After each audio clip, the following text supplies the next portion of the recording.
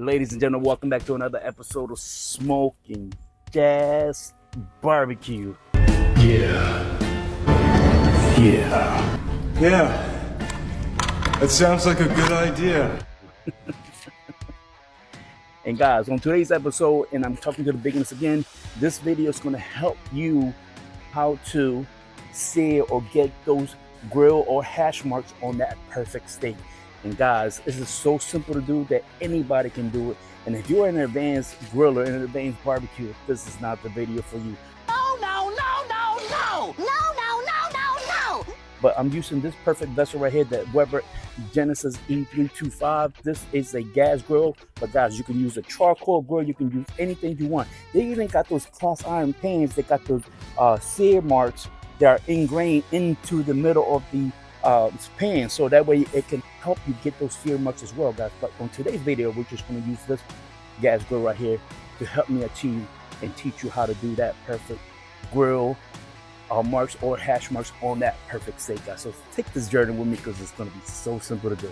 All right, guys, as you can see, I got my grill buddy with me as always, my buddy Cruz, and this is the vessel I'm talking about to help me achieve those grill or hash marks that I'm looking for on the steak that we're about to show you how to do. And first thing first, guys, we gotta turn on the propane tank and light this sucker up.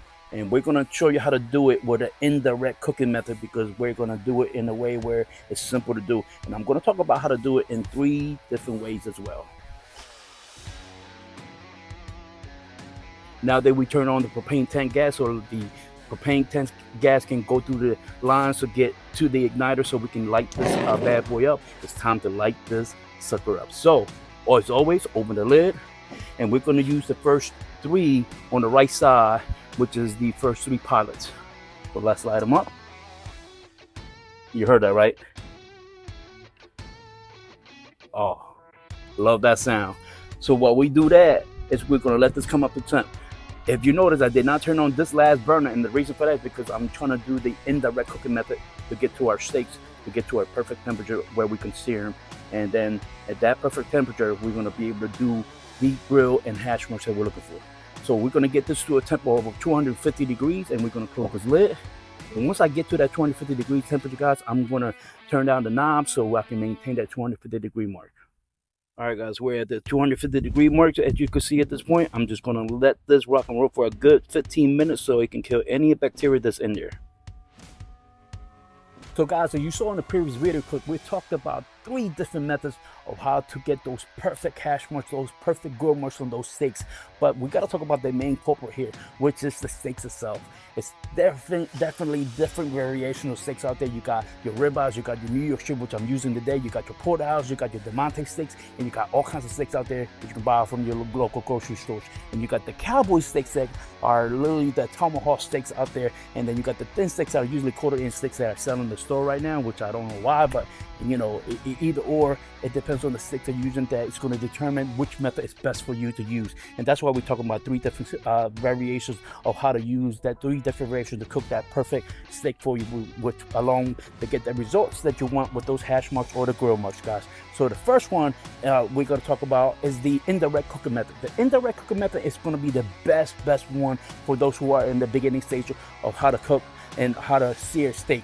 Guys, the indirect cooking method is basically one side is hot, the other side is cool. And what you want to do is place that steak or the steaks on the cool side and let it warm up. Let it come up to a temperature. The temperature that we are seeking for in order to get that perfect grill or hash marks is going to be somewhere around 90 to 95 degrees, perhaps 100. Depends on the steak itself. It can depend on the cut or on the thickness of the steak as well.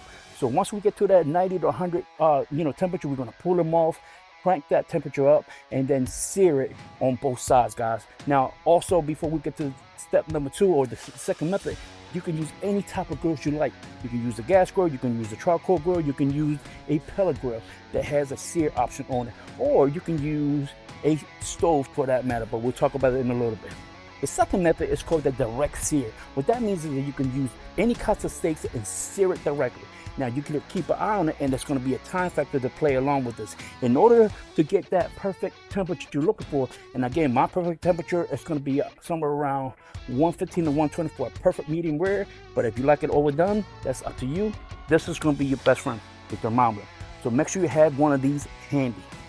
You're going to check the temperature each and every few minutes, and I can't tell you for the life of me to save your life in order to cook that perfect steak, because it depends on the cut the steak you use. I can't tell you the time frame or how long to check it for. Normally a good time frame is about 1.5 minutes to check each side or flip it each side, but you won't get that perfect hash marks that you're looking for, because you got to turn it, and if you turn it, you got to place it directly on the same option to sear it at, because otherwise your hash marks going to be all over the place.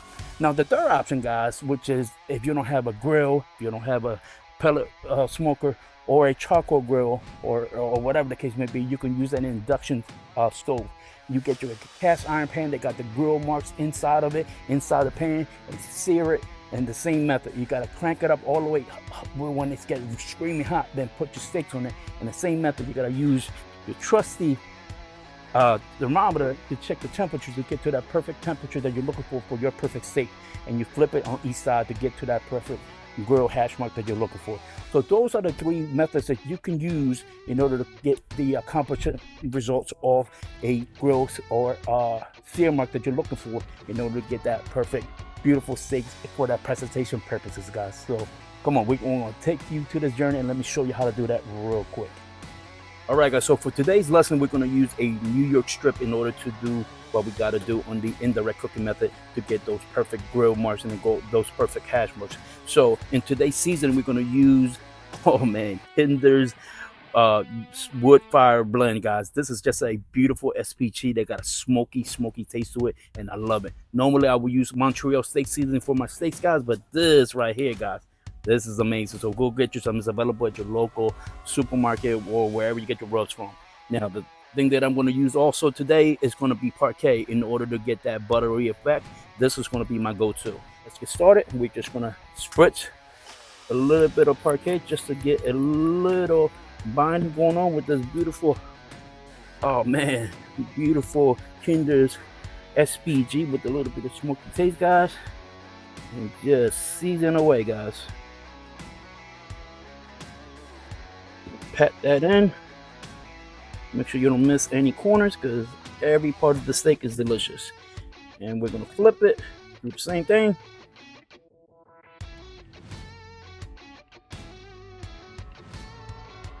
Pat it down. So guys, time to throw it on the grill for the indirect cooking side, excuse me. And we're going to throw it on the cooling side. All right, guys, as you can see, we're exactly at 250 degrees. We've been on this particular temperature for about 15-20 minutes just to get rid of any excess debris that might remain from or bacteria from the last cook. So, as always, we still got to clean it, and just to make sure it gets a little seasoned on here. So, as always, we're going to scrape up and down.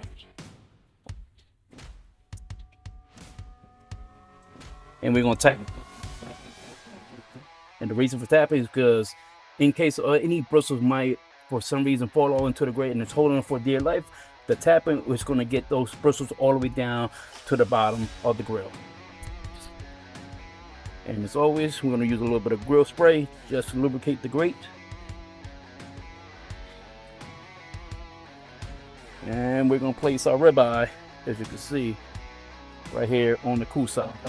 Again, guys, this is my cool side, this is my hot side. So we're gonna let this sit for a good minute to get to the internal temperature of 90 degrees before we pull it, between 90 and 95. And again, this trusty thermometer is gonna be your best friend. You can have those ones that are digital, and you can place the probe into the steak itself and let that come up to that perfect temperature, and it's gonna alert you.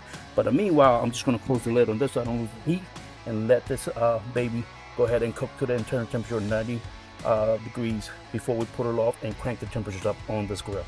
All right, guys, it's been good 5 to 10 minutes at this point. Let's take a little look. As you can see, our steak is still nice and beautiful. Let's take a temperature